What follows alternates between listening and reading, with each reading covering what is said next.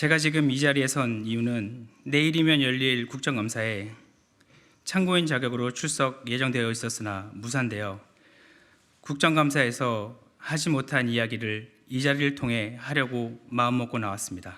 죄에 대한 이전과 사과 그리고 그에 따른 책임 없이 여전히 굳건하게 국회의원이 되고 민주당 대표가 되어 활발히 활동 중인 이재명 대표님이시기에 이름과 얼굴을 드러내야 하는 국정감사 참고인 요청은 저에겐 두려운 일이었습니다. 많은 고민 끝에 큰 용기 내어 참석하기로 결정했는데 무산으로 인해 그 용기를 다시 접을 수는 없었습니다.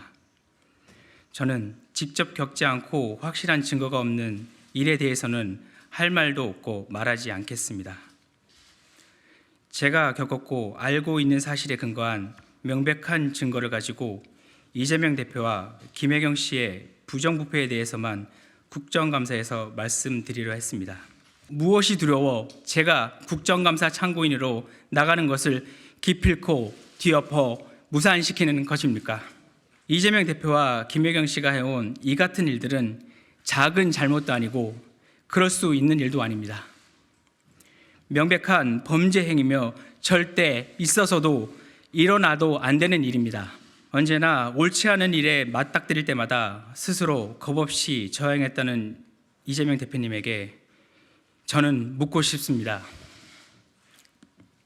이재명 대표님이 이루고자 하는 세상은 도대체 어떤 세상입니까? 국민의 피와 땀이 묻어있는 혈세를 죄책감 없이 자신의 돈인 것처럼 사적으로 이용하고 절대 권력자로서 국민의 세금으로 공무를 수행하게 되어 있는 공무원을 하인처럼 보는 분이 국민의 고충을 헤아리며 어루만져주고 민생을 생각하는 정치인이라 할 수 있겠습니까? 김동연 경기도지사도 감사 결과 여러 건의 100건 정도로 얘기를 하더라고요. 예. 최소한 어떻고 이런 얘기가 국감장에서 할 때 상당히 좀 반신반의를 했습니다만 그것이 그 경기도지사의 답변으로부터 드러난 걸 보고 좀 경악을 금치 못했습니다. 어쨌든 그 사실의 진위 여부는 본인들은 아니라고 하니까 어쨌든 그거에 대한 것을 민주당으로서는 진위를 파악을 해야 되지 않겠습니까? 지난번 돈봉투 사건이나 등등 코인 사건에도 사실은 자정능력, 자정기능이 사실은 멈춰서 있었는데 그거는 옳지 않다고 생각됩니다. 이런 일이 당대표든 누구든 그 주변에든 이런 일이 생겼고 그런 문제가 의혹이 제기됐다고 한다면 이에 대한 진위를 확인하는 절차에 적극 나서서 국민 앞에 보고를 사실대로 해야 될 의무가 있다고 생각합니다. 글쎄요, 이재명 대표 털어도 사실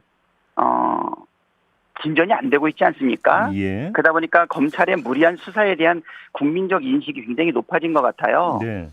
저 같은 경우에는 우리 인천에서 가장 민주당이 고전하고 있는 어려운 밭인데 제가 10년 동안 여기서 정치 활동을 하면서 재래시장에서 처음으로 아주 강한 성원을 받았거든요.